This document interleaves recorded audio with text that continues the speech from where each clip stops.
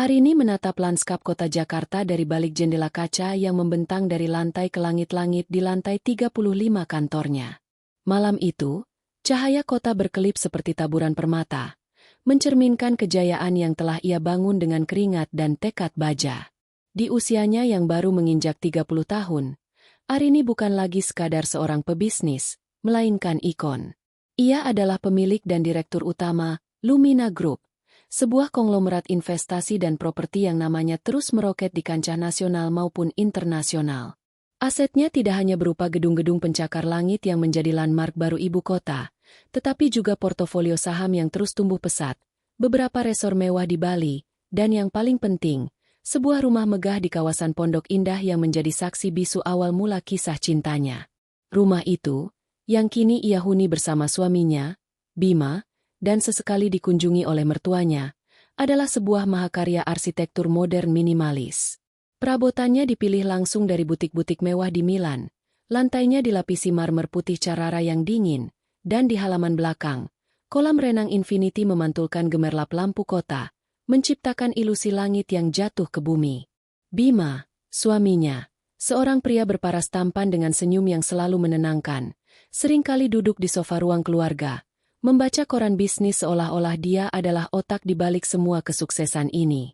Padahal, perannya lebih kepada konsultan yang dibayar mahal, dan sebagian besar waktunya dihabiskan untuk hobi-hobinya. Golf, otomotif, dan mengoleksi jam tangan mewah. Mertuanya, Bapak dan Ibu Susilo, tak henti-hentinya memuji Arini, menyebutnya menantu idaman yang membawa berkah tak terhingga ke dalam keluarga. Setiap perkataan mereka terasa seperti madu, manis dan lengket. Namun, di balik semua kemilau itu, ada keraguan yang terus menggerogoti hati Arini.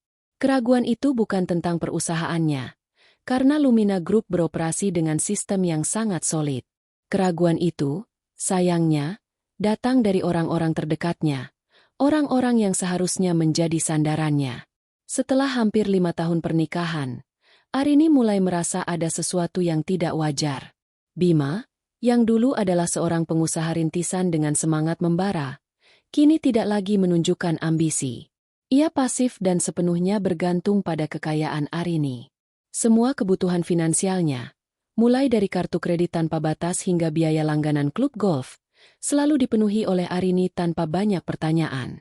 Sikapnya yang pasif dan ketergantungannya pada kekayaan Arini mulai terasa seperti beban, bukan lagi sebagai pasangan hidup. Sikap mertuanya juga terasa semakin artifisial. Ibu Susilo selalu memeluknya erat, mencium pipinya, dan memanggilnya, putriku yang paling hebat. Namun, Arini beberapa kali menangkap ekspresi mata yang berbeda saat ia tidak melihat. Sebuah tatapan penuh perhitungan dan keserakahan, seolah-olah ia adalah sapi perah yang harus terus memberikan susu. Pernah suatu ketika, saat Arini sakit demam ringan dan harus istirahat di rumah, Ibu Susilo datang menjenguk dengan membawa buah tangan mewah, tetapi di sisi lain, Bima hanya menyuruhnya istirahat tanpa benar-benar peduli. Perbedaan sikap itu membuat Arini semakin curiga. Bima hanya peduli pada status dan kenyamanan, sementara mertuanya hanya peduli pada aliran dana yang tak pernah putus. Puncaknya terjadi pada suatu sore, saat Arini tidak sengaja mendengar percakapan antara Bima dan ibunya di telepon. Arini baru saja pulang dari kantor dan berhenti sejenak di depan pintu ruang kerja Bima. "Tenang saja, Ma," kata Bima dengan nada berbisik. "Hidup kita sudah aman. Arini tidak akan pernah bangkrut. Jadi kita tidak perlu khawatir lagi." Ibu Susilo tertawa kecil dari seberang telepon. "Hati-hati, Bima. Wanita bisa berubah sewaktu-waktu. Ingatlah, kita harus selalu punya rencana cadangan." Percakapan singkat itu bagai petir di siang bolong. Arini merasa seluruh kekayaannya seolah-olah dijadikan jaminan untuk cinta dan kesetiaan mereka. Jika ia tidak sekaya ini, apakah mereka akan tetap bersikap manis? Apakah Bima akan tetap bersamanya? Hati Arini sakit. Ia menyadari bahwa kekayaan telah menjadi topeng yang menutupi wajah asli mereka. Ia harus melakukan sesuatu. Ia harus membongkar topeng itu dan melihat wajah asli mereka, apapun risikonya. Malam itu, di meja kerjanya yang luas, Arini menyusun sebuah rencana. Sebuah rencana gila yang akan menguji kesetiaan mereka sampai ke akar-akarnya. Ia akan berpura-pura bangkrut. Bukan bangkrut sungguhan, melainkan sebuah sandiwara yang dirancang dengan sangat hati-hati, dengan tujuan utama untuk melihat apakah mereka akan tetap berada di sisinya saat semua harta miliknya lenyap. Ia akan menyembunyikan semua asetnya di tempat yang aman dan tersembunyi. Mulai dari saham, properti, hingga uang tunai. Langkah pertama adalah membuat laporan keuangan palsu yang menunjukkan kerugian besar. Dengan bantuan tangan kanannya yang paling terpercaya, seorang akuntan bernama Hadi yang telah bersamanya sejak Lumina Group masih berupa kantor kecil, ia mulai mengutak-atik data. Ia menciptakan skenario di mana investasi besar-besaran di sebuah proyek fiktif di luar negeri gagal total, mengakibatkan Lumina Group mengalami kerugian triliunan rupiah. Ia sengaja membuat detailnya begitu rumit, penuh dengan istilah-istilah finansial yang kompleks, sehingga sulit untuk dilacak oleh orang awam seperti Bima dan mertuanya. Selama beberapa minggu berikutnya, Arini mulai menghancurkan dirinya sendiri. Ia memindahkan semua sahamnya ke perusahaan lain di bawah nama samaran, menjual properti-properti tanpa sepengetahuan Bima, padahal semua aset memang atas namanya sendiri, dan mentransfer semua uang dari rekening pribadinya ke rekening khusus yang ia buat di luar negeri. Ia bahkan menjual mobil-mobil mewah koleksinya dan menggantinya dengan mobil bekas biasa yang ia beli dari kenalan. Bima tidak curiga. Ia hanya berpikir Arini sedang berganti selera. Ia bahkan memuji Arini karena akhirnya mulai hidup sederhana. Rencana Arini berjalan mulus. Ia mulai menunjukkan tanda-tanda stres yang parah. Rambutnya sengaja tidak ia rawat dan ia mewarnainya kusam. Pakaiannya tidak lagi bermerek, dan ia seringkali terlihat murung. Ia sengaja mengurangi staf rumah tangganya dan memotong pengeluaran harian. Ia bahkan meminta Bima untuk mulai mencari pekerjaan karena bisnisnya sedang dalam masalah. Suatu malam, saat makan malam, Arini memulai sandiwara besarnya. Dengan wajah yang pucat dan mata yang penuh keputusasaan palsu, ia berkata, Aku harus memberitahu sesuatu pada kalian." Bima dan mertuanya menatapnya dengan penuh perhatian. Arini menarik napas dalam-dalam. Lumina Group bangkrut. Semua investasiku gagal total. Seketika, suasana di meja makan berubah dingin. Wajah Bima yang tadinya tersenyum kini mengeras. Ekspresinya berubah menjadi campuran antara terkejut dan marah. Ibu Susilo menjatuhkan sendoknya, membuat suara nyaring. Bapak Susilo hanya diam, tetapi matanya memancarkan kekecewaan yang sangat jelas. Keheningan yang canggung menyelimuti mereka. Ini adalah awal dari tes yang sebenarnya. Dan Arini tahu, dari reaksi pertama itu, bahwa ia telah melakukan hal yang benar. Drama ini baru saja dimulai. Setelah Arini mengumumkan kabar kebangkrutan yang mengejutkan itu, rumah megah yang tadinya dipenuhi tawa dan kemewahan seolah menjadi panggung sandiwara yang dingin. Kehangatan yang dulu terasa manis kini menguap, digantikan oleh keheningan yang menyesakkan dan penuh kecurigaan. Bima dan mertuanya, Bapak dan Ibu Susilo, yang tadinya selalu tersenyum dan memuji Arini, kini menunjukkan wajah asli mereka yang penuh perhitungan, tanpa topeng basa-basi lagi. Perubahan itu dimulai keesokan paginya, saat Arini menyajikan sarapan sederhana di meja makan yang dulunya selalu penuh dengan hidangan mewah. Bima tidak lagi menanyakan, "Sayang, apa ada rencana untuk akhir pekan ini?" Seperti biasanya. Alih-alih, ia langsung bertanya dengan nada dingin, suaranya dipenuhi kecemasan. "Jadi, apa yang akan kita lakukan sekarang? Apa rumah ini juga akan disita?" Raut wajahnya tidak menunjukkan kekhawatiran terhadap kondisi Arini, melainkan kecemasan murni akan kenyamanan hidupnya yang akan terenggut. Ia menatap Arini seolah-olah istrinya telah melakukan dosa besar yang tidak termaafkan. Arini, dengan wajah letih yang dibuat-buat, hanya menjawab, "Aku tidak tahu, Bima. Semuanya terjadi begitu cepat. Aku sedang berusaha mencari jalan keluar." Jawaban itu membuat Bima mendengus kesal. Ia terbiasa hidup tanpa harus memikirkan masalah finansial, dan sekarang, ia dipaksa menghadapi kenyataan yang paling ia takuti. Sarapan itu berakhir tanpa sepatah kata pun, kecuali suara dentingan sendok yang canggung. Puncak dari perubahan sikap ini terjadi saat Ibu Susilo dan Bapak Susilo datang berkunjung tanpa pemberitahuan. Mereka tidak lagi datang dengan senyum manis dan buah tangan mewah. Sebaliknya, mereka datang dengan tatapan menyelidik, menginspeksi setiap sudut rumah seolah-olah mencari barang berharga yang bisa mereka selamatkan. Ibu Susilo menatap Arini dari atas ke bawah, seolah menilai tumpukan kain lusuh yang tidak lagi bernilai. "Begini, Arini," katanya dengan nada dingin, suaranya mengancam. "Saya sudah bilang, jangan terlalu ambisius. Wanita itu harusnya mengurus rumah, bukan sok-sokan mengelola bisnis besar. Ini kan akibatnya." Ucapan itu menusuk hati Arini. Selama ini, Ibu Susilo selalu memuji ambisinya, menyebutnya sebagai teladan bagi wanita modern. Kini, semua pujian itu berubah menjadi cemoohan tajam. "Dulu kamu bangga dengan mobil mewahmu, sekarang lihat," lanjut Ibu Susilo sambil melirik mobil bekas yang diparkir di garasi. "Rasakan sendiri akibat dari keserakahanmu. Kamu sudah menghancurkan hidup Bima." Bapak Susilo bahkan lebih blak-blakan, membuang semua basa-basi. "Kita harus menjual semua aset yang tersisa secepatnya, sebelum nilainya jatuh," ujarnya kepada Bima, tanpa melirik Arini sedikit pun. "Kita tidak bisa hidup seperti ini. Reputasi keluarga kita akan hancur." Arini merasakan sakit di dadanya, tetapi ia berhasil menahannya. Ia harus tetap fokus pada sandiwaranya. Mereka tidak tahu bahwa rumah ini sudah dibeli atas nama Arini dan tidak ada aset yang bisa mereka jual tanpa persetujuan Arini. Sandiwara Arini semakin intens. Ia sengaja mengundang Bima dan mertuanya untuk menghitung sisa aset mereka. Mereka duduk mengelilingi meja makan yang tadinya selalu dihiasi bunga-bunga segar, kini kosong. Arini mengeluarkan dokumen-dokumen palsu yang ia siapkan. "Ini sisa rekening yang kita punya," kata Arini, menunjukkan angka yang sangat kecil. "Tidak cukup untuk mempertahankan gaya hidup kita." Bima langsung berdiri, wajahnya memerah. "Aku tidak percaya ini. Bagaimana bisa kamu begitu ceroboh?" Ia membanting pintu dan pergi ke kamar, meninggalkan Arini dan mertuanya dalam keheningan yang canggung. Ibu Susilo mendekati Arini.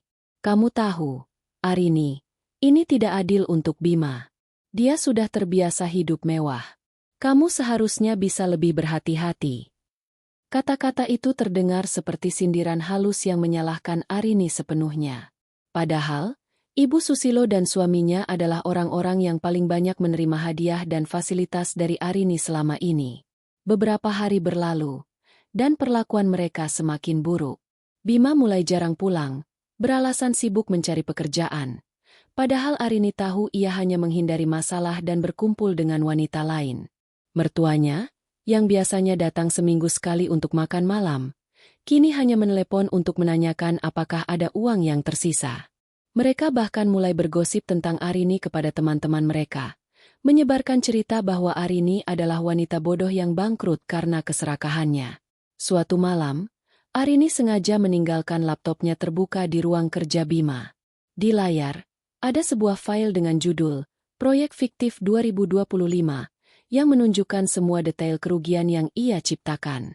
Ia sengaja membuat file itu terlihat rahasia dan sulit diakses, memancing Bima untuk membukanya.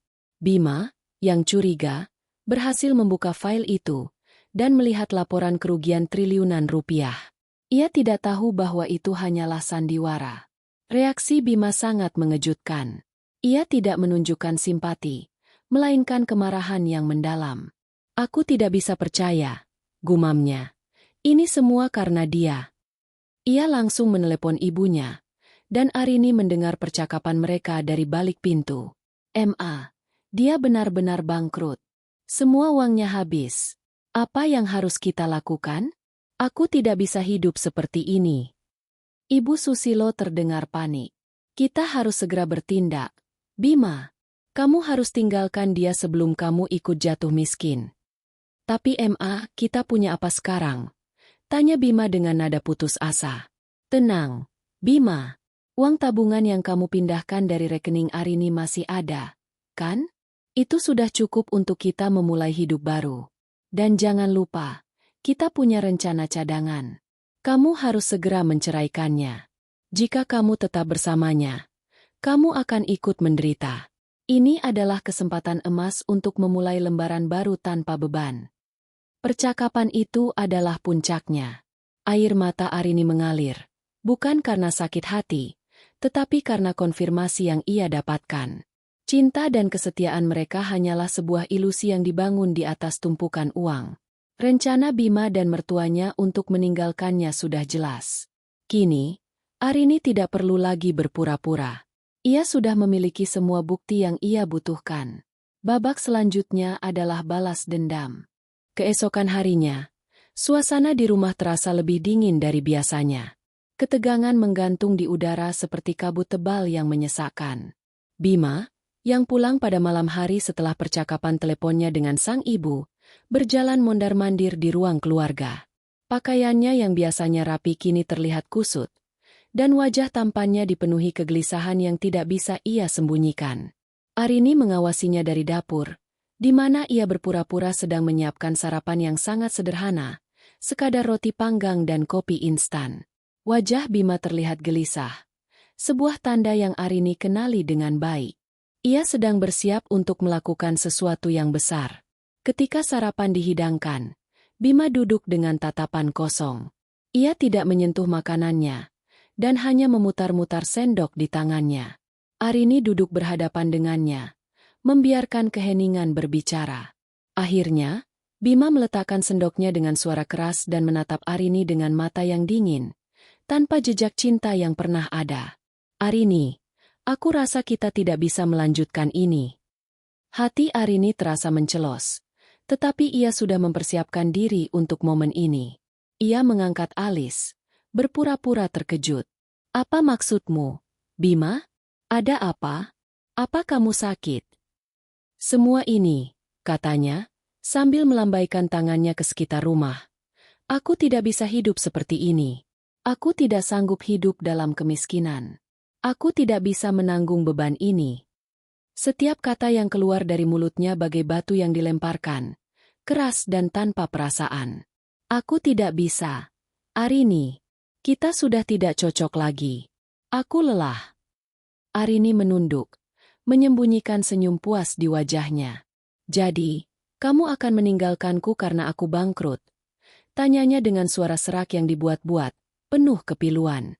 Kamu mencintaiku karena uangku? Bima terlihat gelisah. Ia menghindari tatapan Arini. Matanya menunduk ke lantai. Ini bukan salahmu, Arini. Ini hanya jalan hidup kita yang berbeda. Aku pikir kita harus berpisah. Ia bangkit dari kursi, menjauh dari meja. Aku menceraikanmu. Kata-kata itu diucapkan tanpa emosi, tanpa penyesalan, seolah ia sedang mengakhiri sebuah kontrak bisnis yang merugikan. Di matanya, Arini hanyalah sebuah aset yang telah kehilangan nilainya.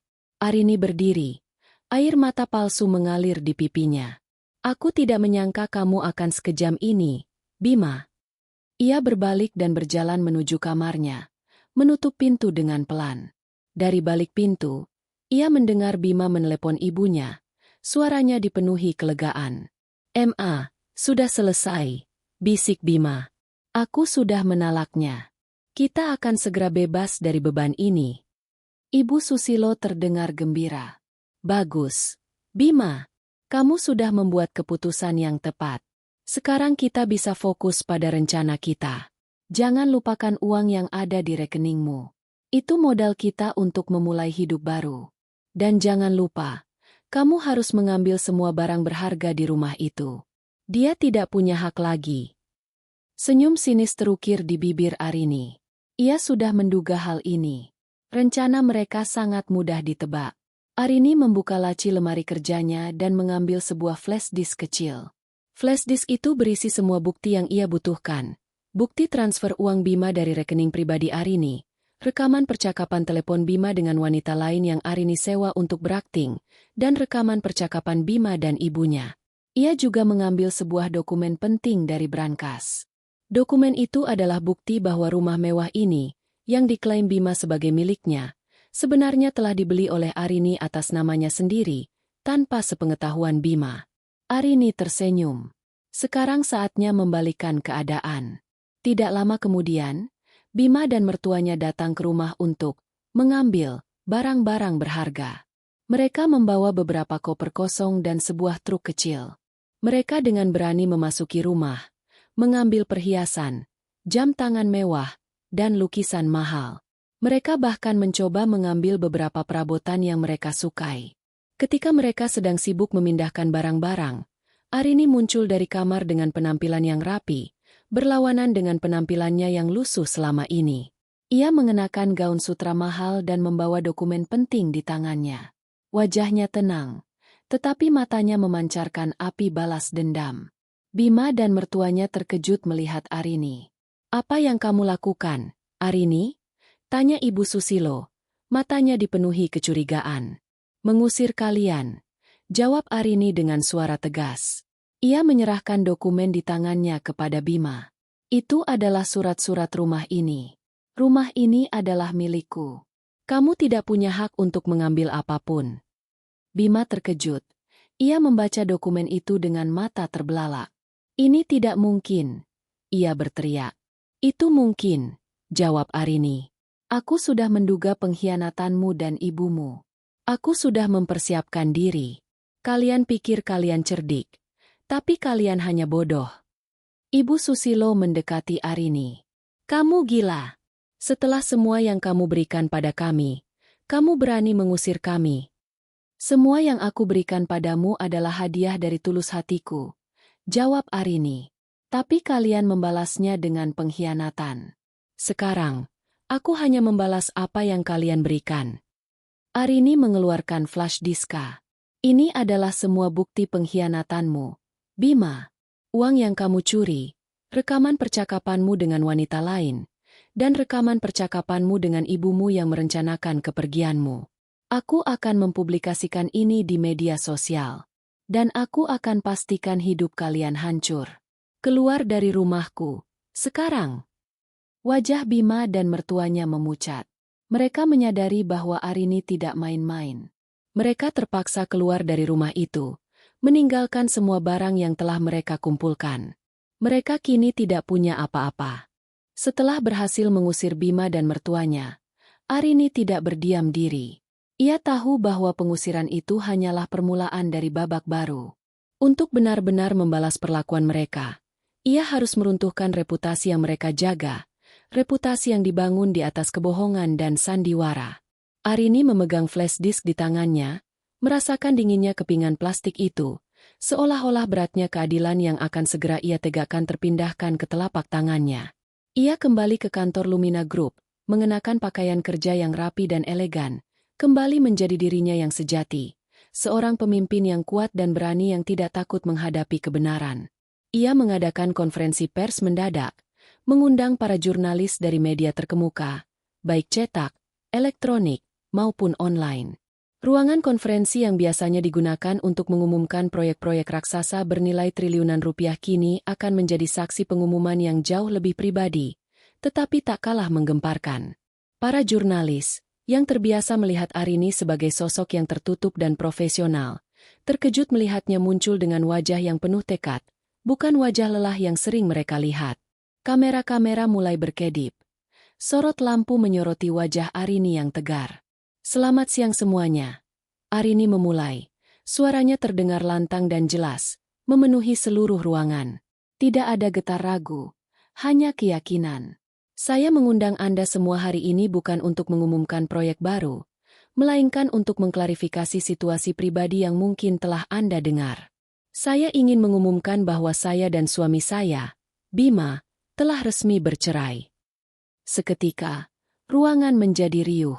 Suara bisik-bisik, bunyi klik kamera, dan gumaman keheranan memenuhi ruangan.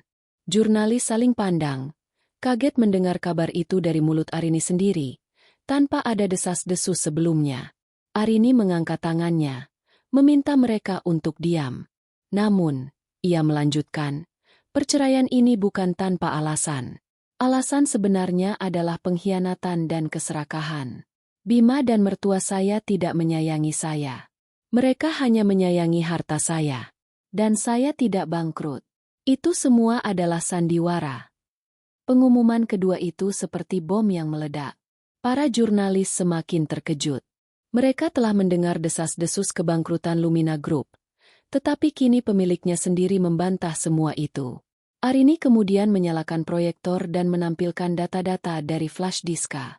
Layar besar di belakangnya menampilkan grafik-grafik yang menunjukkan kerugian fiktif yang ia ciptakan.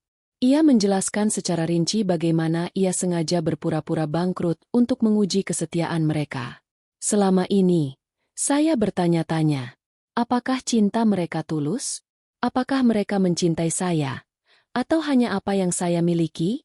Saya memutuskan untuk mencari tahu dengan cara yang paling ekstrim. Kemudian, ia memutar rekaman percakapan Bima dan ibunya yang merencanakan perceraian dan pengambil alihan harta. Rekaman itu membongkar semua niat busuk mereka di depan publik. Suara Bima terdengar jelas, penuh kepanikan.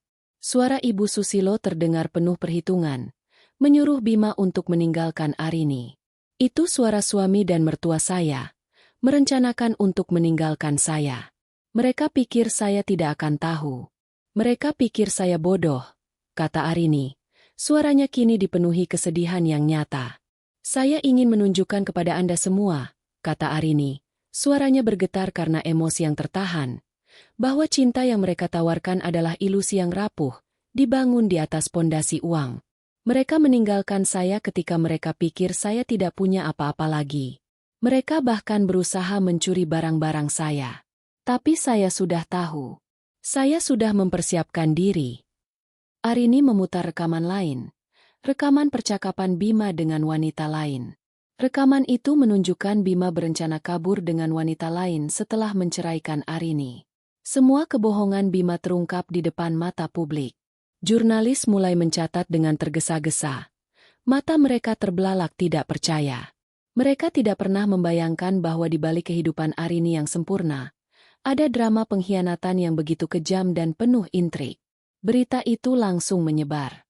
Media sosial meledak dengan dukungan untuk Arini dan cemoohan untuk Bima dan mertuanya. Tagar Arini kuat dan Bima pengkhianat menjadi trending topik di Twitter. Ribuan komentar membanjiri akun media sosial mereka, menghina mereka karena keserakahan dan ketidaksetiaan. Banyak orang yang mengungkapkan kekecewaan mereka terhadap Bima, yang selama ini dikenal sebagai sosok suami idaman. Berita itu menjadi berita utama di semua media, baik televisi, surat kabar, maupun portal berita online. Sementara itu, Bima dan mertuanya, yang kini hidup tanpa uang di sebuah rumah sederhana, terkejut melihat berita itu.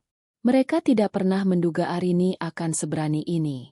Mereka menjadi bahan gunjingan di mana-mana. Teman-teman mereka menjauhi mereka, dan bahkan keluarga mereka sendiri mulai malu. Reputasi mereka hancur. Dan mereka menyadari bahwa mereka tidak punya apa-apa lagi untuk dijual. Mereka kini harus menghadapi konsekuensi dari perbuatan mereka. Arini, di sisi lain, merasa bebas dan lega. Ia kini bisa memulai hidup barunya tanpa beban, tanpa orang-orang yang hanya mencintai hartanya. Babak baru dalam hidupnya telah dimulai.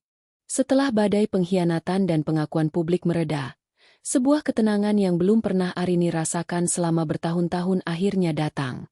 Rumah mewah yang tadinya terasa seperti panggung sandiwara, tempat ia harus menampilkan peran menantu dan istri yang sempurna, kini benar-benar menjadi rumah, sebuah tempat perlindungan yang sejati.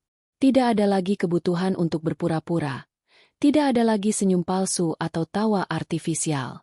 Setiap sudut ruangan, dari kolam renang infinity yang memantulkan langit Jakarta hingga marmer putih Carrara yang dingin di bawah kakinya, kini terasa murni miliknya, bukan sekadar set properti dalam sandiwara yang ia ciptakan. Arini bangun setiap pagi dengan perasaan ringan, seolah beban bertonton telah terangkat dari pundaknya. Ia tidak lagi tertekan oleh ekspektasi untuk mempertahankan ilusi kesempurnaan. Pakaiannya tidak lagi dipilih untuk menyembunyikan kekayaan yang pura-pura hilang, tetapi untuk mencerminkan kekuatan dan kepercayaan diri yang baru ia temukan. Ia kembali ke kantor Lumina Group dengan semangat yang membara. Ironisnya, skandal kebangkrutan palsu yang ia ciptakan ternyata membawa dampak positif yang tak terduga. Media yang tadinya hanya fokus pada drama pribadi kini mengagumi kecerdasan dan ketangguhannya. Ia dianggap sebagai simbol kekuatan wanita yang tidak hanya sukses dalam bisnis tetapi juga mampu bangkit dari pengkhianatan terdekat. Bisnis-bisnis baru datang, investor-investor baru berdatangan, dan Lumina Group meroket ke level yang lebih tinggi dari sebelumnya. Arini bukan hanya lagi seorang pengusaha, ia adalah legenda hidup. Di sisi lain, kehidupan Bima dan orang tuanya berubah 180 derajat. Setelah diusir dan dipermalukan di depan publik, mereka terpaksa pindah ke sebuah rumah kontrakan kecil di pinggir kota. Kehidupan yang dulu penuh kemewahan kini digantikan oleh realitas yang keras. Uang tabungan yang Bima pindahkan dari rekening Arini tidak bertahan lama. Gaya hidup yang serba boros tidak bisa dihentikan begitu saja. Bima yang tidak pernah bekerja dengan sungguh-sungguh tidak bisa menemukan pekerjaan. Ia ditolak di mana-mana karena reputasinya yang hancur. Teman-teman yang dulu sering menyanjungnya kini menjauh. Malu untuk bergaul dengan seorang pengkhianat. Ibu Susilo, yang terbiasa hidup mewah, kini harus belajar memasak dan membersihkan rumah sendiri. Sebuah tugas yang tidak pernah ia bayangkan seumur hidupnya. Mereka sering bertengkar, saling menyalahkan atas kebodohan dan keserakahan yang telah menghancurkan hidup mereka. Arini tidak lagi memikirkan mereka. Dendamnya sudah tuntas. Dan ia tidak punya ruang untuk kepahitan. Ia menemukan kebahagiaan sejati dalam hal-hal sederhana. Ia mulai melukis lagi, sebuah hobi yang ia tinggalkan setelah menikah. Ia juga menyempatkan diri untuk bepergian, tidak lagi untuk urusan bisnis, tetapi untuk menikmati keindahan alam. Yang paling penting, ia kembali terhubung dengan teman-teman sejatinya, orang-orang yang peduli padanya sebagai Arini, bukan sebagai pemilik Lumina Group. Pada suatu sore, Arini duduk di tepi kolam renang, memandangi langit senja. Ia tidak lagi melihat bintang jatuh di langit kota, melainkan melihat cerminan dirinya yang baru. Ia menyadari bahwa ia tidak pernah benar-benar kehilangan apapun. Yang ia lepaskan hanyalah sebuah ilusi. Dan dengan melepaskan ilusi itu, ia mendapatkan kembali dirinya yang seutuhnya. Ia tersenyum, bukan karena kemenangan atas Bima, tetapi karena kedamaian yang ia temukan di dalam hatinya sendiri, sebuah ketenangan yang jauh lebih berharga dari harta manapun di dunia. Kedamaian itu adalah harta terbesarnya. Arini akhirnya menemukan makna sejati dari kebahagiaan, bukan dari kekayaan, tetapi dari penerimaan diri dan keberanian untuk hidup apa adanya. Babak baru dalam hidupnya telah dimulai, dan kali ini, ia akan menulisnya dengan cinta, ketenangan, dan kejujuran, tanpa ada sandiwara lagi. Setelah beberapa bulan berlalu sejak Arini mempublikasikan kebenaran, kehidupannya telah menemukan ritme baru yang damai dan bermakna. Kesendirian yang dulu ia takuti kini terasa seperti kebebasan yang berharga. Ia tidak lagi melihat dirinya sebagai korban, melainkan sebagai seorang pejuang yang telah memenangkan perang. Ruang kerjanya di kantor menjadi tempat favoritnya. Dinding-dinding kaca yang menampilkan panorama kota Jakarta seolah mencerminkan visinya yang luas, tidak lagi terhalang oleh ilusi-ilusi masa lalu. Fokusnya adalah Lumina Group, dan di bawah kepemimpinan barunya, perusahaan itu berkembang pesat, menjadi salah satu yang paling dihormati di industri. Suatu sore, Arini menghadiri sebuah konferensi teknologi yang prestisius. Ia diundang sebagai pembicara utama, sebuah kehormatan yang tidak pernah ia duga akan ia capai, apalagi setelah sandiwara kebangkrutan yang ia ciptakan. Ia menyampaikan pidato tentang ketahanan bisnis dan pentingnya integritas, dengan sorotan yang jelas pada pengalaman pribadinya. Setelah pidato selesai, ia dihampiri oleh seorang pria yang memiliki aura berbeda dari Bima dan para pria yang pernah ia kenal. Pria itu memakai kemeja sederhana, tetapi tatapan matanya tajam dan penuh rasa ingin tahu. "Pidato Anda sangat menginspirasi, Nona Arini," kata pria itu. "Saya Rama. Saya CEO dari perusahaan teknologi kecil, Gigatech. Saya sangat tertarik dengan pendekatan Anda tentang transparansi, terutama dalam situasi yang sulit." Arini tersenyum ramah. "Terima kasih, Pak Rama. Senang bisa menginspirasi." Tidak seperti Bima yang selalu memuji kecantikannya, Rama berbicara tentang bisnis dengan jujur dan lugas. Ia tidak berusaha merayu Arini atau mencari celah untuk masuk ke dalam hidupnya. Ia hanya ingin tahu lebih banyak tentang strategi Arini dalam menghadapi badai. Percakapan mereka berlangsung selama hampir 1 jam. Dari teknologi terbaru hingga tantangan dalam membangun perusahaan dari nol. Arini merasa nyaman berbicara dengannya. Ia merasakan adanya kecocokan intelektual yang tidak pernah ia rasakan sebelumnya. Rama tidak peduli dengan kekayaan Arini. Ia tertarik pada Arini sebagai individu, sebagai seorang pengusaha yang cerdas dan berani. Rama kemudian mengusulkan sebuah kolaborasi. Perusahaan saya mengembangkan teknologi AI untuk manajemen rantai pasok. Saya pikir ini bisa sangat membantu Lumina Group. Arini, yang terbiasa dengan tawaran-tawaran yang selalu terselubung motif, awalnya ragu. Namun, tatapan mata Rama begitu tulus dan idenya begitu brilian sehingga ia memutuskan untuk memberinya kesempatan. Mereka bertukar kartu nama, dan Arini merasa sebuah babak baru dalam hidupnya akan segera dimulai. Babak yang tidak ia duga. Beberapa minggu berlalu, dan Arini dan Rama mulai sering bertemu. Pertemuan mereka tidak hanya terbatas pada urusan bisnis, tetapi juga pada makan siang santai di kafe-kafe kecil dan percakapan telepon larut malam. Arini menyadari bahwa ia tidak lagi takut untuk membuka diri. Rama adalah kebalikan total dari Bima. Ia tidak pernah membicarakan uang, ia tidak pernah pamer, dan ia selalu mendengarkan dengan tulus. Ia membuatnya merasa dihargai, bukan karena kekayaan yang ia miliki, tetapi karena dirinya sendiri. Sementara Arini menemukan kebahagiaan baru, kehidupan Bima dan keluarganya semakin memburuk. Bima tidak hanya ditolak dalam dunia kerja, ia juga ditolak oleh wanita yang seharusnya ia nikahi setelah menceraikan Arini. Wanita itu meninggalkannya setelah mengetahui bahwa Bima tidak punya apa-apa lagi. Bima mencoba menghubungi Arini berkali-kali, meminta maaf dan memohon kesempatan kedua. Namun, Arini tidak pernah menjawab. Ia tahu bahwa Bima hanya menginginkan uangnya kembali. Ia sudah melewati fase itu. Suatu malam, Arini duduk di balkonnya, melihat bintang-bintang. Teleponnya bergetar, dan ia melihat nama Rama di layar. Ia tersenyum. Ia tidak lagi melihat bintang jatuh di langit kota, melainkan melihat cerminan dirinya yang baru. Ia menyadari bahwa ia tidak pernah benar-benar kehilangan apapun.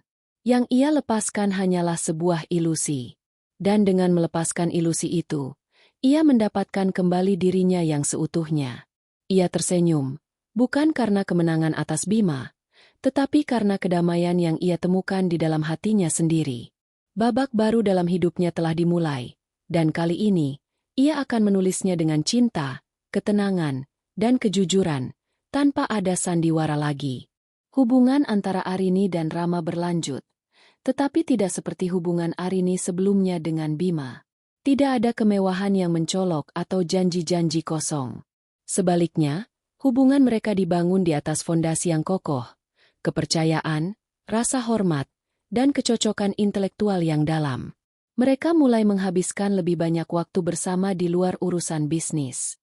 Mereka pergi mendaki di akhir pekan, makan malam di restoran-restoran kecil yang tersembunyi, dan menghabiskan malam-malam yang panjang hanya dengan mengobrol tentang impian, ketakutan, dan masa lalu mereka.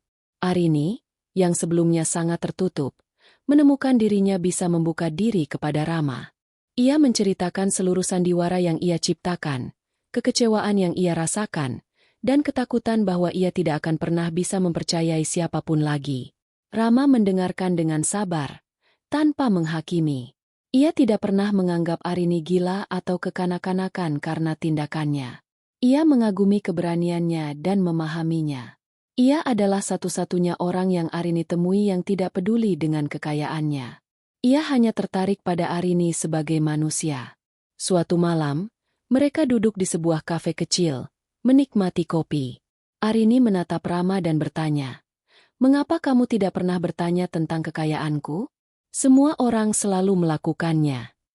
Rama tersenyum. "Mengapa saya harus peduli? Saya tidak mencintai uang. Saya mencintai orang. Saya mencintai kamu, Arini. Saya mencintai bagaimana kamu berpikir, bagaimana kamu tertawa, bagaimana kamu berjuang. Kamu adalah orang yang paling kuat dan paling jujur yang pernah saya kenal. Kata-kata itu menghangatkan hati Arini. Untuk pertama kalinya, ia merasa dicintai apa adanya, bukan karena harta yang ia miliki. Ia menyadari bahwa cinta sejati bukanlah tentang pamer atau kemewahan, tetapi tentang penerimaan dan kepercayaan. Sementara itu, nasib Bima dan mertuanya semakin memburuk. Kehidupan di rumah kontrakan kecil terasa seperti neraka bagi mereka. Bima mencoba mencari pekerjaan di mana-mana, tetapi reputasinya yang hancur membuatnya ditolak. Ibu Susilo dan Bapak Susilo mencoba meminjam uang dari teman-teman dan kerabat, tetapi tidak ada yang mau membantu. Mereka hidup dalam kemiskinan, dan saling menyalahkan atas nasib buruk mereka. Suatu hari, Rama membawa Arini ke sebuah tempat yang sangat istimewa. Itu adalah sebuah rumah tua di pinggir kota, yang dikelilingi oleh taman yang indah. "Ini rumah impian saya," kata Rama. "Saya ingin membelinya dan memperbaikinya. Saya ingin membangun kehidupan baru di sini, dengan orang yang saya cintai." Arini menatap Rama. Air mata mengalir di pipinya. "Mengapa kamu memberitahuku ini?" tanyanya. "Karena saya ingin kamu berada di sana bersamaku," jawab Rama. "Saya ingin membangun kehidupan baru bersamamu, Arini. Saya ingin kamu menikah denganku." Arini terkejut, tetapi ia merasakan kegembiraan yang luar biasa. Ia tahu bahwa Rama adalah pria yang tepat untuknya. Ia adalah pria yang tidak peduli dengan kekayaannya, yang mencintainya apa adanya, dan yang akan membangun hidup baru bersamanya, bukan di atas tumpukan uang, tetapi di atas fondasi cinta dan kepercayaan. Arini menerima lamaran Rama, dan mereka memulai babak baru dalam hidup mereka. Sebuah babak yang tidak lagi dipenuhi dengan sandiwara, tetapi dengan cinta yang tulus dan sejati. Lamaran Rama yang tulus dan tidak terduga di sebuah taman yang rindang adalah awal dari sebuah babak baru yang benar-benar berbeda bagi Arini. Setelah menerima lamaran itu, hatinya dipenuhi dengan perasaan yang belum pernah ia rasakan sebelumnya. Kebahagiaan yang murni, tanpa ada motif tersembunyi, tanpa ada ketakutan akan pengkhianatan. Berbeda dengan pernikahannya yang pertama, kali ini ia tidak merasa sedang berinvestasi dalam sebuah hubungan, tetapi sedang membangun sebuah keluarga di atas fondasi cinta dan kepercayaan yang kokoh. Persiapan pernikahan mereka mencerminkan esensi hubungan mereka. Arini menolak tawaran para perencana pernikahan terkenal yang menawarkan perayaan mewah di Hotel Bintang 5. "Aku ingin sesuatu yang intim dan pribadi," katanya kepada Rama. "Pernikahan pertama adalah sebuah sandiwara untuk publik. Kali ini hanya untuk kita." Mereka setuju untuk mengadakan upacara kecil dan resepsi sederhana di sebuah villa pribadi yang dikelilingi taman di puncak. Lokasi itu terasa sempurna, jauh dari hiruk-pikuk kota dan sorotan media yang pernah menjadi panggung kehidupan Arini. Arini tidak mengenakan gaun pengantin dari desainer internasional yang harganya selangit. Sebaliknya, ia bekerja sama dengan seorang penjahit lokal yang berbakat untuk menciptakan gaun sederhana dari sutra Indonesia yang elegan dan jatuh indah di tubuhnya. Gaun itu tidak mencolok, tetapi memancarkan aura ketenangan dan keanggunan yang mencerminkan dirinya yang baru. Rama, dengan setelan jas sederhana, tampak tenang dan bahagia. Tatapan matanya tidak pernah lepas dari Arini. Daftar tamu pun sangat selektif. Tidak ada lagi kolega bisnis yang datang hanya untuk mencari kesempatan. Tidak ada lagi kenalan yang hanya peduli dengan status. Hanya ada keluarga inti Rama, yang menyambut Arini dengan tangan terbuka, dan beberapa teman sejati Arini yang tetap setia selama masa sulitnya. Mereka adalah orang-orang yang peduli pada Arini, bukan pada kekayaan yang ia miliki. Suasana selama persiapan penuh dengan kehangatan dan tawa, bebas dari tekanan dan ekspektasi publik yang ia rasakan sebelumnya. 1 minggu sebelum hari H, Arini menerima pesan dari nomor yang tidak dikenal. Jantungnya berdebar kencang. Ia sudah menduga siapa pengirimnya. Pesan itu dari Bima. "Arini, aku mohon, tolong bantu aku. Aku sudah belajar dari kesalahanku. Aku tahu aku bodoh. Hidupku hancur. Aku tidak punya apa-apa. Tolong berikan aku kesempatan kedua. Aku akan menjadi suami yang lebih baik. Aku janji." Arini membaca pesan itu tanpa emosi. Pikirannya tidak dipenuhi kemarahan, tetapi dengan rasa iba yang dingin. Ia menunjukkan pesan itu kepada Rama. Rama membaca pesan itu dengan tenang, lalu menggenggam tangan Arini. "Jangan menjawabnya," katanya lembut. Arini mengangguk. Tanpa ragu, ia memblokir nomor itu. Itu adalah tindakan terakhir yang ia butuhkan untuk benar-benar menutup babak hidupnya yang penuh kepahitan. Keputusan itu tidak datang dari amarah atau dendam, tetapi dari kesadaran bahwa ia sudah berada di tempat yang lebih baik. Hari pernikahan pun tiba. Langit biru cerah, dan semilir angin sejuk bertiup melalui taman villa. Bunga-bunga mawar putih dan bebias berat menghiasi setiap sudut, menciptakan suasana yang romantis dan damai.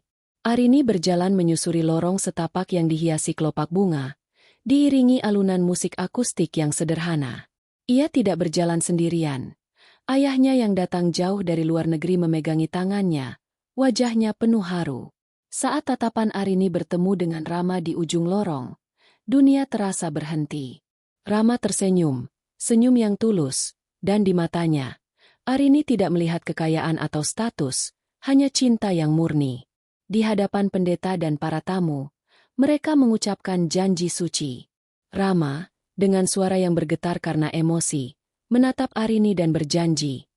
"Arini, kamu adalah bintang paling terang yang pernah saya temui. Saya tidak mencintai kekayaanmu. Saya mencintai keberanianmu. Saya berjanji akan selalu berada di sisimu, bukan untuk mengambil sesuatu, tetapi untuk melindungimu dan mencintaimu apa adanya." Arini, dengan air mata bahagia mengalir di pipinya, membalas. "Rama, kamu adalah bukti bahwa cinta sejati itu ada. Kamu mengajariku bahwa cinta bukanlah tentang kemewahan, tetapi tentang kejujuran dan kepercayaan. Saya berjanji akan memberikan seluruh hatiku kepadamu, dan membangun kehidupan yang indah bersamamu." Ciuman pertama mereka sebagai suami istri bukanlah sebuah pertunjukan untuk kamera, tetapi sebuah momen yang sakral, hanya milik mereka berdua. Resepsi berlangsung sederhana namun penuh kebahagiaan. Tidak ada pesta dansa yang megah, hanya tawa riang, percakapan hangat, dan musik lembut yang mengiringi. Arini merasa dikelilingi oleh cinta sejati. Pada malam hari, saat mereka berdua duduk di balkon kamar, memandangi langit malam yang dipenuhi bintang, Arini bersandar di bahu Rama. Ia memikirkan perjalanan panjang yang ia lalui. Dari sebuah pernikahan yang penuh kebohongan, kesandiwara kebangkrutan, pengkhianatan yang pahit, hingga momen kebahagiaan yang tak terlukiskan ini. Ia menyadari bahwa penderitaan yang ia alami bukanlah sebuah akhir, melainkan sebuah jembatan menuju kebahagiaan yang sejati. Ia tidak kehilangan apapun. Ia hanya menukar ilusi dengan kenyataan, dan kenyataan itu jauh lebih indah. Arini memejamkan mata dan tersenyum. Babak baru dalam hidupnya telah dimulai, dan kali ini, ia tahu bahwa ceritanya akan dipenuhi dengan cinta yang tulus dan kebahagiaan yang abadi. Setelah bulan madu singkat yang mereka habiskan di sebuah pondok terpencil di tepi danau, jauh dari sorotan media dan tuntutan pekerjaan, Arini dan Rama kembali ke Jakarta dengan hati yang penuh. Mereka tidak kembali ke rumah mewah Arini, melainkan langsung menuju rumah tua di pinggir kota yang Rama tunjukkan saat melamarnya. Tempat itu, yang tadinya hanya menjadi sebuah janji dan impian, kini menjadi proyek pertama mereka sebagai pasangan suami istri. Arini tidak pernah merasa sebahagia ini, bahkan saat merancang dan membangun rumahnya yang dulu. Ada perbedaan fundamental. Rumahnya yang dulu adalah sebuah proyek bisnis, sebuah pernyataan status. Rumah ini adalah sebuah proyek cinta. Setiap pagi, mereka bangun lebih awal, mengenakan pakaian kerja yang nyaman, dan menghabiskan waktu berjam-jam di lokasi, berdiskusi dengan arsitek dan mandor, memilih material, dan bahkan ikut mengecat dinding. Arini, sang CEO tangguh, dengan senang hati menggulung lengan bajunya dan memikul seember cat. Rama tertawa melihatnya, tetapi Arini bersikeras. "Ini bukan tentang membangun rumah yang sempurna, Rama. Ini tentang membangun kehidupan yang sempurna bersama-sama." Rama memeluknya dari belakang, mencium keningnya, dan berbisik. "Hidupku sudah sempurna sejak kamu ada di dalamnya." Momen-momen kecil itu, sebuah sentuhan, sebuah tawa, Sebuah percakapan tentang jenis kayu untuk lantai, lebih berharga bagi Arini daripada semua perhiasan yang ia miliki. Ia menyadari, kebahagiaan sejati tidak bisa dibeli, tetapi harus dibangun dari nol, dengan kerja keras dan cinta. Sinergi di antara mereka tidak hanya terbatas pada renovasi rumah. Kolaborasi antara Lumina Group dan Gigatech yang mereka mulai beberapa bulan sebelumnya mulai membuahkan hasil luar biasa. Arini, dengan visi bisnisnya yang luas dan jaringannya yang kuat, menjadi kekuatan pendorong di pasar. Rama, dengan keahliannya di bidang teknologi dan inovasi AI, menjadi otak di balik produk-produk baru yang revolusioner. Keduanya adalah tim yang sempurna. Mereka mengadakan rapat mingguan di sebuah kafe sederhana, bukan di ruang rapat yang formal, di mana ide-ide mengalir bebas dan tanpa tekanan. Mereka tidak lagi hanya pasangan suami istri. Mereka adalah mitra dalam setiap arti kata, saling melengkapi dan mendorong satu sama lain untuk menjadi lebih baik. Bisnis-bisnis mereka tidak hanya tumbuh secara finansial, tetapi juga menjadi contoh kolaborasi yang sukses, sebuah kisah yang menginspirasi banyak pengusaha muda. Sementara Arini dan Rama sedang membangun fondasi baru mereka, kehidupan Bima dan keluarganya terus merosot ke jurang yang lebih dalam. Sejak perceraian dan skandal, nama Bima menjadi racun di dunia profesional. Setiap resume yang ia kirimkan ditolak, dan jika ada panggilan wawancara, itu hanya untuk mengejeknya. Reputasi Bima yang dulu sempurna kini menjadi aib, dan ia tidak punya pilihan selain mengambil pekerjaan kasar yang ia benci. Ia bekerja sebagai kurir pengantar barang, menghadapi cuaca panas dan macet Jakarta, sebuah realita yang jauh dari kehidupannya yang dulu penuh kemewahan. Di rumah kontrakan mereka yang sempit, suasana selalu tegang. Ibu Susilo, yang hidupnya selalu dimanjakan, tidak bisa menerima kenyataan ini. Ia sering histeris, menyalahkan Bima atas kegagalan mereka. "Kamu bodoh. Mengapa kamu tidak bisa membuat Arini kembali?" teriaknya suatu sore, melempar sebuah piring ke lantai. Bima, yang sudah lelah dan frustrasi, hanya bisa menatapnya kosong. Ia menyadari bahwa cinta ibunya juga bersyarat, terikat pada kekayaan Arini. Ayahnya, yang selalu menjadi sosok yang pasif, kini hanya duduk diam, menatap kosong keluar jendela, seolah-olah jiwanya telah meninggalkan tubuhnya. Mereka tidak lagi menjadi sebuah keluarga, tetapi 3 orang asing yang terjebak dalam neraka yang mereka ciptakan sendiri. Suatu sore yang cerah, saat Arini dan Rama sedang membeli furnitur antik untuk rumah baru mereka di sebuah toko kecil yang tersembunyi, takdir mempertemukan mereka dengan Bima untuk terakhir kalinya. Bima sedang mengantar sebuah paket ke toko itu. Wajahnya pucat, matanya cekung, dan pakaiannya kotor dan lusuh. Ia berjalan melewati mereka tanpa menyadarinya. Arini menoleh dan melihatnya. Hatinya tidak lagi dipenuhi kebencian. Tidak ada amarah yang membara. Ia hanya merasakan gelombang kesedihan yang dingin, bukan untuk dirinya, tetapi untuk Bima. Ia melihat seorang pria yang telah kehilangan segalanya, bukan karena kebangkrutan, tetapi karena keserakahannya sendiri. Ia melihat seorang pria yang terobsesi dengan ilusi kekayaan dan status, hingga ia kehilangan harta yang paling berharga, kehormatan dan kebahagiaan. Rama, yang melihat perubahan ekspresi di wajah Arini, mengikuti tatapannya. Ia melihat Bima berjalan pergi, lalu menatap Arini dengan penuh pengertian. Ia tidak bertanya apa-apa. Ia tidak menghakimi. Ia hanya meraih tangan Arini dan menggenggamnya erat, seolah mengatakan, "Kamu tidak sendirian. Aku ada di sini bersamamu." Arini tersenyum. Air mata haru mengalir di pipinya. Ia menyadari, inilah kemenangan sejati, bukan kekalahan Bima, tetapi kedamaian yang ia temukan di hatinya, dan cinta yang tulus yang ia temukan di dalam diri Rama. Mereka melanjutkan perjalanan mereka, kembali ke toko furnitur, kembali ke proyek mereka, kembali ke kehidupan baru yang mereka bangun bersama. Arini tidak pernah lagi memikirkan Bima atau keluarganya. Babak itu telah tertutup, dan ia tidak akan pernah membukanya lagi. Ia membiarkan masa lalu menjadi kenangan pahit yang memberinya pelajaran berharga. Ia tidak lagi mengejar kesempurnaan di mata orang lain, tetapi kesempurnaan di dalam dirinya sendiri. Ia menemukan kebahagiaan yang sejati, bukan dalam harta, tetapi dalam cinta, kejujuran, dan kepercayaan. Di rumah tua yang kini perlahan-lahan berubah menjadi sebuah mahakarya, Arini dan Rama duduk di teras belakang, memandangi matahari terbenam. Arini menyandarkan kepalanya di bahu Rama.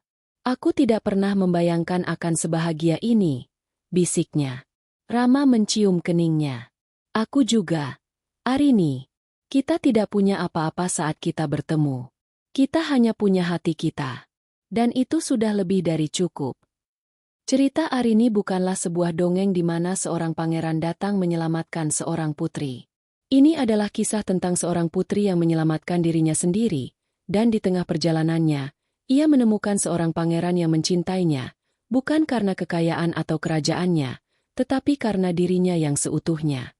Dan mereka hidup bahagia selamanya, bukan karena kekayaan, tetapi karena cinta yang sejati. 3 tahun telah berlalu sejak Arini dan Rama bersatu dalam pernikahan yang sederhana namun penuh makna. Rumah tua yang tadinya hanya sebuah janji kini telah menjadi kenyataan. Sebuah mahakarya yang mereka bangun dengan keringat, tawa, dan cinta. Setiap balok kayu yang dipasang, setiap paku yang dipalu, dan setiap warna cat yang dipilih adalah hasil dari kolaborasi tulus di antara mereka. Dinding-dindingnya yang dulu usang kini dipenuhi dengan warna-warni kehidupan. Ruang tamunya yang hangat dihiasi dengan lukisan-lukisan baru karya Arini, yang kini kembali menemukan gairah lamanya. Pawonnya yang modern selalu beraroma masakan rumahan yang lezat, menjadi pusat dari keluarga kecil yang bahagia. Rumah itu adalah sebuah narasi visual dari perjalanan mereka, dari kehancuran menuju pemulihan, dari ilusi menuju kenyataan yang indah. Di tengah kebahagiaan itu, sebuah babak baru yang lebih menakjubkan dimulai. Arini dan Rama menyambut seorang putri kecil, yang mereka beri nama Anya. Kehadiran Anya membawa kebahagiaan yang tak terlukiskan. Arini, yang dulu sangat terobsesi dengan kesempurnaan dan kesuksesan, kini menemukan makna hidup yang baru. Ia menyadari bahwa kekayaan sejati bukanlah pada jumlah nol di rekening bank, tetapi pada senyum pertama putrinya, pada tawa renyah yang mengisi setiap sudut rumah, dan pada kehangatan pelukan Rama. Rama adalah ayah yang luar biasa, sabar dan penuh kasih. Ia adalah partner yang sempurna bagi Arini dalam membesarkan Anya. Arini memilih untuk mengambil peran yang lebih besar dalam mengasuh Anya, menyerahkan sebagian besar operasional Lumina Group kepada tim yang kompeten. Keputusan ini tidak datang dari kelemahan, tetapi dari kekuatan. Ia telah belajar bahwa kesuksesan tidak hanya diukur dari pencapaian profesional, tetapi juga dari keseimbangan hidup. Rama sepenuhnya mendukungnya. Proyek kolaborasi mereka, Gigatech dan Lumina Group, terus berkembang pesat. Rama, dengan visi teknologinya, membawa Gigatech menjadi pemain utama di pasar. Dan dengan dukungan penuh dari Lumina Group, mereka mampu meluncurkan inovasi-inovasi yang mengubah industri. Keduanya adalah tim impian, baik di rumah maupun di kantor. Sementara kebahagiaan Arini dan Rama terus tumbuh, kehidupan Bima dan keluarganya mencapai titik terendah. Pekerjaan Bima sebagai kurir tidak bisa menutupi biaya hidup mereka. Rumah kontrakan mereka kini menjadi sarang pertengkaran yang tiada henti. Ibu Susilo dan Bapak Susilo, yang dulu sangat dihormati, kini menjadi bahan ejekan tetangga. Suatu hari, Bima yang putus asa menemukan setumpuk surat di bawah tumpukan tagihan. Itu adalah surat peringatan terakhir dari bank. Rumah tua yang mereka miliki dulu, yang selama ini mereka pikir masih menjadi milik mereka, kini akan disita karena hutang yang menumpuk. Itu adalah pukulan terakhir. Mereka telah kehilangan segalanya, bahkan martabat mereka. Dalam keputusasaan, Bima memutuskan untuk melakukan sesuatu yang tidak pernah ia lakukan sebelumnya, bekerja keras. Ia mulai bekerja lembur, mengambil pekerjaan tambahan, bahkan menjual beberapa barang berharga yang masih tersisa dari masa lalu. Ia mencoba menebus kesalahannya, tidak hanya kepada Arini, tetapi juga kepada keluarganya. Ia tahu, permintaan maafnya kepada Arini tidak akan berarti apa-apa. Permintaan maafnya harus diwujudkan dalam tindakan. Ia tidak lagi peduli dengan uang Arini, ia hanya ingin bisa bertahan hidup. Namun, ia menyadari bahwa dunia tidak mudah. Semua yang ia coba lakukan terasa sia-sia. Ia telah terbiasa hidup mewah, Dan ia tidak punya keterampilan untuk bertahan hidup di dunia nyata. 1 tahun kemudian, dalam sebuah laporan berita tentang perusahaan teknologi yang sedang naik daun, sebuah foto Arini dan Rama tersenyum bahagia terpampang di halaman depan. Di bawah foto itu, sebuah kutipan dari Arini terpampang besar. Kebahagiaan sejati bukanlah tentang seberapa banyak yang kita miliki, tetapi seberapa banyak cinta yang kita berikan. Bima melihat berita itu dari layar televisi kusam di warung kopi tempat ia singgah setelah bekerja. Matanya dipenuhi air mata, bukan karena iri, tetapi karena penyesalan. Ia menyadari bahwa ia pernah memiliki segalanya. Cinta yang tulus dari Arini, kekayaan yang melimpah, dan masa depan yang cerah. Tetapi ia memilih untuk mengorbankan semua itu demi keserakahan. Ia melihat kebahagiaan Arini yang terpancar dari foto itu. Dan ia tahu, kebahagiaan itu adalah sesuatu yang tidak akan pernah bisa ia miliki lagi.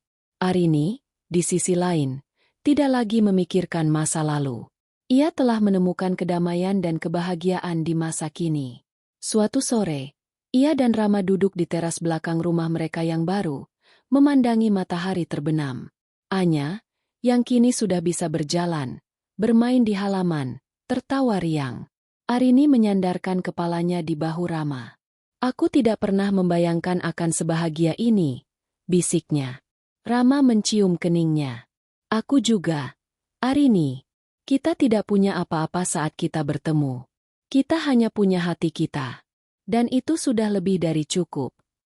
Cerita Arini bukanlah sebuah dongeng di mana seorang pangeran datang menyelamatkan seorang putri. Ini adalah kisah tentang seorang putri yang menyelamatkan dirinya sendiri. Dan di tengah perjalanannya, ia menemukan seorang pangeran yang mencintainya, bukan karena kekayaan atau kerajaannya, tetapi karena dirinya yang seutuhnya. Dan mereka hidup bahagia selamanya, bukan karena kekayaan, tetapi karena cinta, kejujuran, dan kepercayaan yang sejati. Akhir cerita Arini bukanlah tentang balas dendam, tetapi tentang penemuan diri dan kebahagiaan yang sejati. Sebuah kisah yang mengajarkan bahwa pada akhirnya, hal terpenting dalam hidup bukanlah apa yang kita miliki, tetapi siapa kita, dan siapa yang kita miliki di sisi kita.